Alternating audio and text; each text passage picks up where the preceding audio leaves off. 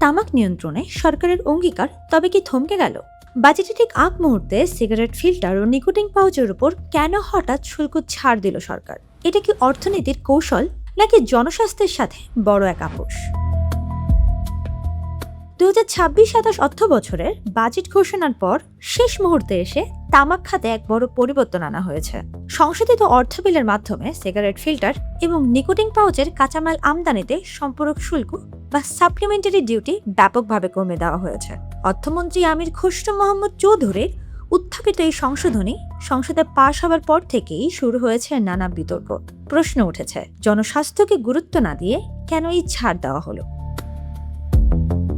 NBR এর তথ্য অনুযায়ী সিগারেটের অন্যতম কাঁচামাল ফিল্টার ও অ্যাসিটেট 2 আমদানিতে প্রস্তাবিত বাজেটে 100% সম্পূরক শুল্কের প্রস্তাব ছিল, কিন্তু সংশোধিত বিলে তা কমিয়ে আনা হয়েছে 30%। অন্যদিকে প্রথমবারের মতন করের আওতায় আসা নিকোটিন পাউচ উৎপাদনের ক্ষেত্রেও শুল্ক কমিয়ে 60% করা হয়েছে, যা আগে 100% প্রস্তাব করা হয়েছিল।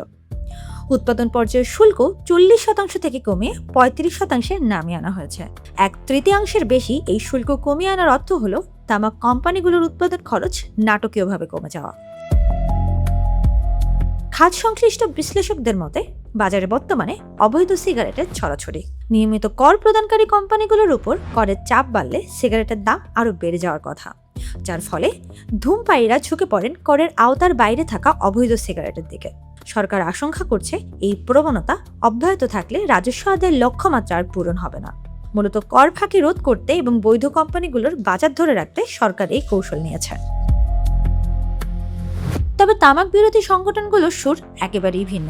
প্রজ্ঞার নির্বাহী পরিচালক ABM জুবায়েরের মতে এটি জনস্বাস্থ্যের জন্য চরম এক হুমকি। তাদের ভাষ্য মতে সিগারেট এমনিতেই সহজলভ্য, শুল্ক কমানোর এই সুবিধা মূলত তামাক কোম্পানিগুলোর মুনাফাই বাড়াবে, অথচ সাধারণ মানুষের স্বাস্থ্যের ঝুঁকি আরও ত্বরান্বিত করবে। নিকোটিন পাউচের মতন পণ্যকে উৎসাহিত না করে বরং নিষিদ্ধ করার দাবিও জানিয়েছে তারা। রাজস্ব বৃদ্ধি নাকি জনস্বাস্থ্য সুরক্ষা, সরকারের এই সিদ্ধান্ত কি শেষ পর্যন্ত সুফল বয়ে আনবে, নাকি তামাকের আগ্রাসন আরও বাড়িয়ে তুলবে, তা এখন বড় প্রশ্ন।